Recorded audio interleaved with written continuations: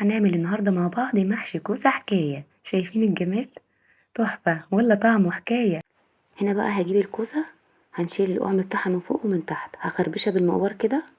عندي مقوار كده فيونكة، بيبقى تحفة في التقوير، بيسهل عليا كل حاجة. هنا بعد ما بناخدها من جوه بالطريقة دي بنقورها بالمقوار العادي، وبتبقى بالسمك اللي انتوا شايفينه ده. معايا رز مغسول ومتصفي كويس من المية بتاعته. الخضرة بتاعتنا شبت وكزبرة.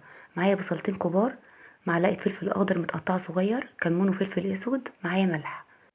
هنا بقى نبدأ نحط الصلصة معانا.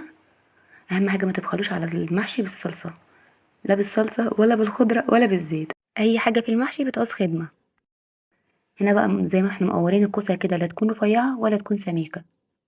برضو اما نيجي نحشيها مش لازم تكون مكبوسة جامد ولا مفرفرة زيادة عن اللزوم. بنسيب مقدار عقلة صباع من صباعنا، زي ما انتوا شايفين بالطريقة ديت. انا معلمه لكم العلامة اهو، مش بخل عليكم بأي حاجة والله، اي تفاصيل بقولها لكم. نفس النظام في كل الكوسة.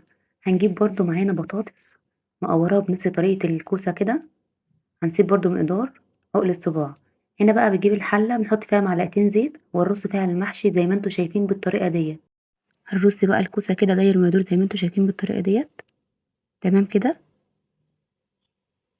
ومعايا شوية رز كده كانوا باقيين، قلت احشي بيهم ايه الطماطميتين دول. هنا بقى هنجيب الشوربة، نحط عليها معلقة صلصة عشان يعزز اللون معايا. تمام كده. وهنحط في كل كوسة يعني ايه معلقتين شوربة كده، علشان الرز يستوي من جوه. الشوربة بتكون واصلة لحد نص الكوسة من تحت. خلاص كده. اول ما تبدأ تغلي بقى نبدأ نوطي عليها. وخلاص كده الكوسة معانا استوت. هنجيب الصينية اللي هنرص فيها الحاجة بتاعتنا، وهنرصها ونحطها في قلب الفرن.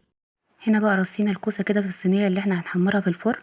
تمام. نديها تشميعة في الفرن كده من غير اي دهان اي حاجة، لان انا معززة لون المحشي معايا.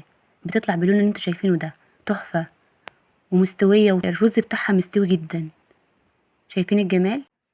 تحفة بجد والله.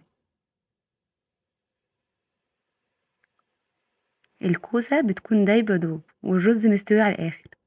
وكده خلاص خلصنا. أنا أسماء حموسي، لايك وشير، مع السلامة.